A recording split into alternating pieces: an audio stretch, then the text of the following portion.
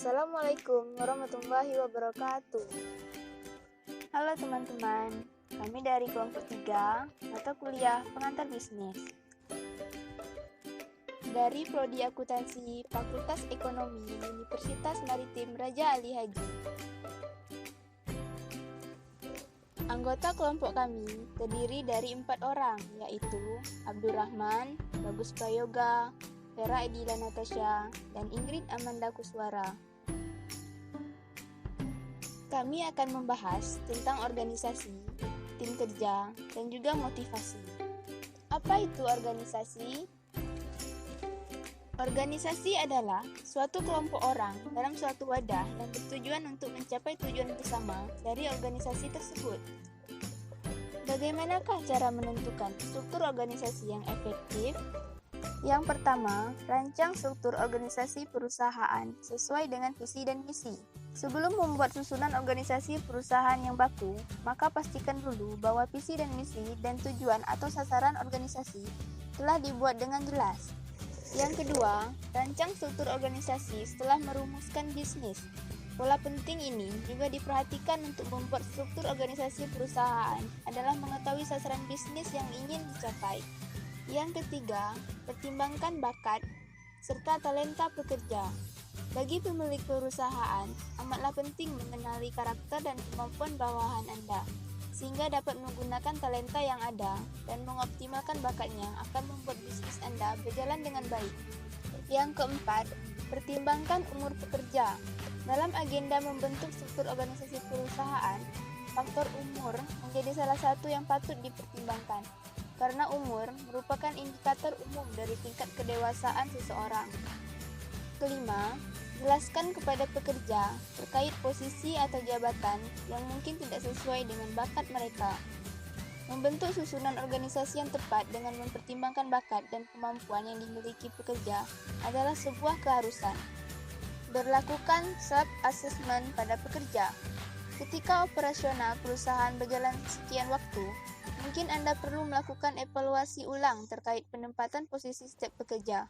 Poin yang terakhir, yaitu buatlah struktur organisasi perusahaan yang ramping. Ramping namun efisien. Itulah visi terbaik yang diimpikan oleh setiap pemilik perusahaan. Struktur organisasi perusahaan memang harus memiliki prinsip kerampingan. Berikut adalah contoh struktur organisasi.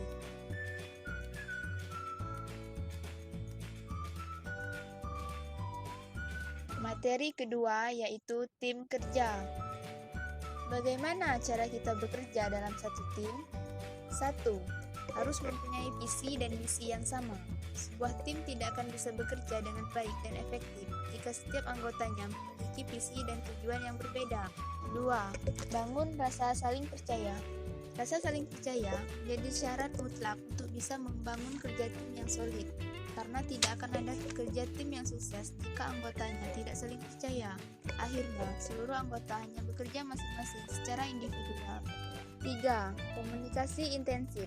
Lakukanlah komunikasi yang intensif, baik melalui meeting pagi atau pertemuan lain yang dilakukan oleh seluruh anggota tim kerja, sehingga setiap orang akan mengerti tugas dan target yang harus dilaksanakan.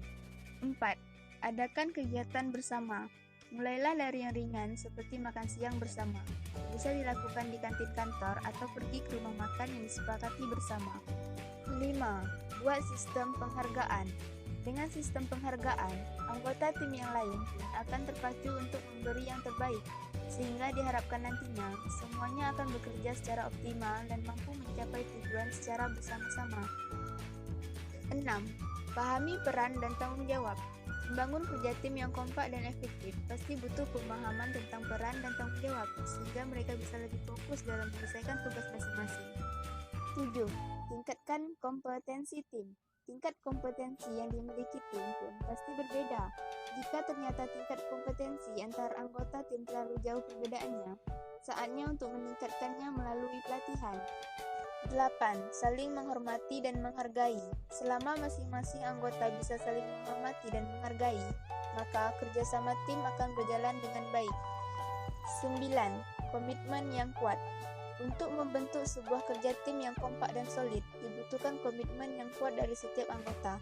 karena setiap orang akan saling menopang kerja anggota yang lain. Satu orang pincang, maka proses kerja tidak akan maksimal. 10. Evaluasi rutin. Kunci sukses sebuah kerja tim adalah evaluasi.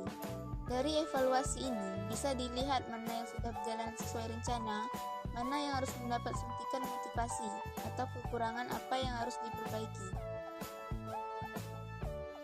Pembahasan selanjutnya, motivasi. Apa itu motivasi? Menurut KBBI, motivasi adalah dorongan yang timbul pada diri seseorang secara sadar untuk melakukan suatu tindakan dengan tujuan tertentu. Menurut Sardiman, motivasi adalah daya penggerak dari dalam untuk melakukan kegiatan untuk mencapai suatu tujuan. Sedangkan menurut Mulyasa, motivasi adalah tenaga pendorong atau penarik yang menyebabkan adanya tingkah laku ke arah suatu tujuan tertentu. Teori-teori motivasi. 1. Teori Abraham H. Maslow atau teori kebutuhan. Teori motivasi yang dikembangkan oleh Abraham H. Maslow pada intinya berkisar pada pendapat bahwa manusia mempunyai 5 tingkat, yaitu kebutuhan fisiologikal, kebutuhan rasa aman, kebutuhan akan kasih sayang, kebutuhan akan harga diri, dan aktualisasi diri. Teori Mikhail atau teori kebutuhan berprestasi. Dari Mikhail dikenal dengan teori kebutuhan untuk mencapai prestasi atau need for achievement, yang menyatakan bahwa motivasi berbeda-beda sesuai dengan kekuatan kebutuhan seseorang akan berprestasi.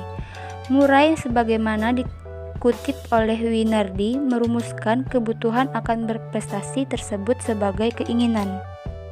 Teori Clayton-Aldivar atau teori ERG. Teori Aldivar dikenal dengan akronomi ERG.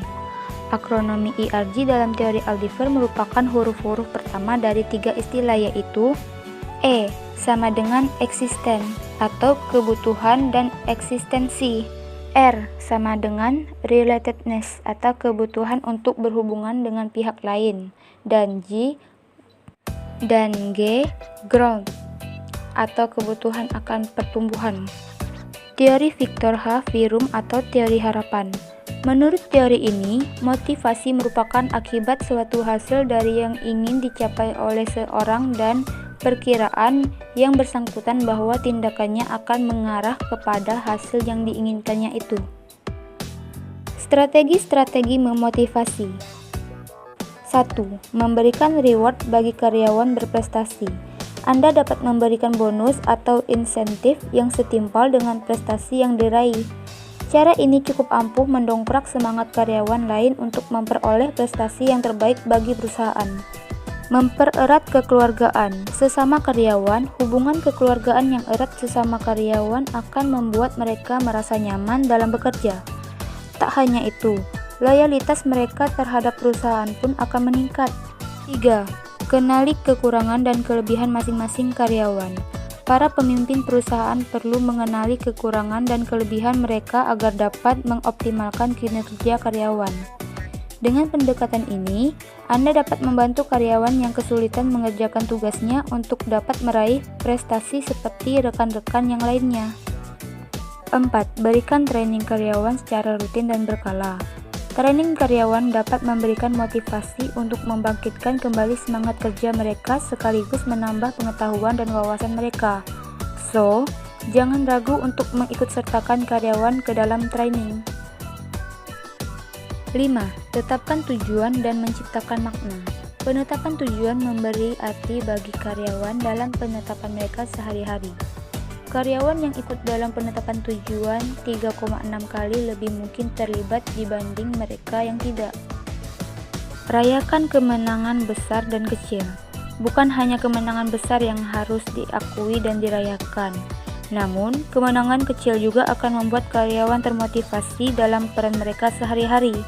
Selain target tahunan atau triwulan, pimpinan bisa menetapkan tujuan untuk mengecek apa yang dicapai karyawan Anda secara mingguan atau bulanan. 7. Berikan umpan balik yang berarti. Ujian selalu baik, tetapi menjadi jauh lebih bermakna jika dikaitkan dengan contoh nyata. Pimpinan bisa memberikan umpan balik yang spesifik dan lebih tertarget sehingga tim mengetahui jika Anda memperhatikan. 8. Berdayakan pemecahan masalah dan pembelajaran. Buat ruang untuk karyawan Anda menyelesaikan masalah mereka sendiri. Anda dapat memberikan dukungan dan bimbingan, tetapi penting untuk membiarkan karyawan memimpin dengan ide dan solusi mereka sendiri. Dengan begitu, mereka akan tahu keterampilan dan perspektif mereka dihargai. 9. Penuhi janji-janji. Buat karyawan tetap termotivasi dengan membangun suasana kepercayaan dan konsistensi yang berkelanjutan dari atas sampai bawah. Perhatikan janji yang Anda buat karena ini dapat berdampak langsung pada keterlibatan karyawan di perusahaan. Sekian video dari kelompok kami. Apabila ada kesalahan, kami mohon maaf.